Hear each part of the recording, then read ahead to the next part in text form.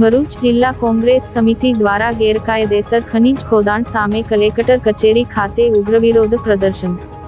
ભરૂચના સાંસદને ન્યાય આપોના સૂત્રો સાથે જિલ્લા કોંગ્રેસ સમિતિ દ્વારા ગેરકાયદેસર ખનીજ ખોદાણ સામે કલેક્ટર કચેરી ખાતે ઉગ્ર વિરોધ પ્રદર્શન કર્યું હતું।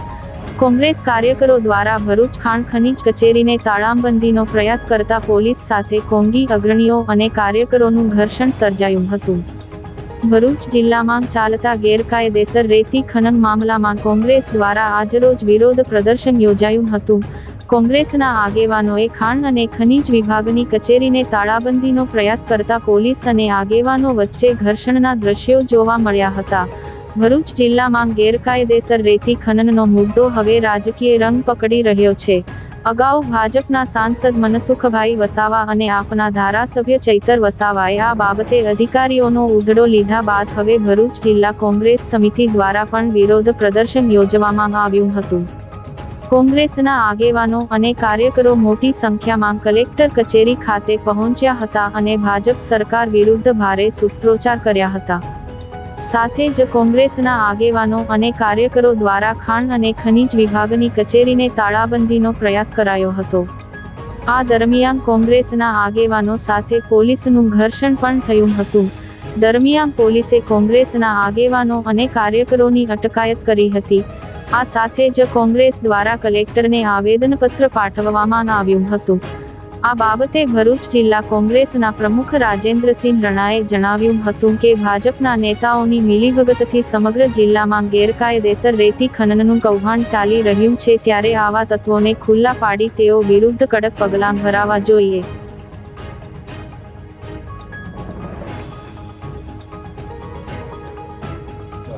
કુદરતી સંપત્તિને અને પ્રકૃતિને ગંભીર નુકસાન થઈ રહેલું છે। ખાણ ખનીજ ખાધું ભૂમાફિયાના ખોળામાં બેઠેલું છે, ત્યારે કોંગ્રેસ કોઈ સંજોગોમાં ચલાવી નહીં લે। ભરૂચ જિલ્લાને લાગે છે ત્યાં સુધી આજે આખા જિલ્લામાં નર્મદા નદી પવિત્ર છે, જે હિન્દુવાદની વાતો કરે છે। નર્મદા નદીમાં નર્મદાનું આજે કેટલું પવિત્ર છે, એમાં આજે શું હાલત કરી રહી છે। ખાડાને ખાડા પડી ગયા છે, કેટલા અકાળે મૃત્યુ પામેલા છે ત્યાં નર્મદા નદીમાં। આજે દહેજમાં ગઈકાલે ત્યાં ખાલી 100 કરવામાં આવ્યો રેડ પાડીને। આખી આદિવાસીની જમીન છે, જે વિંગુ 2 વિંગુ 3 વિંગુ એવી જમીનો છે દહેજના આદિવાસીની, એ જમીનો પર PCPRમાં આવેલી છે।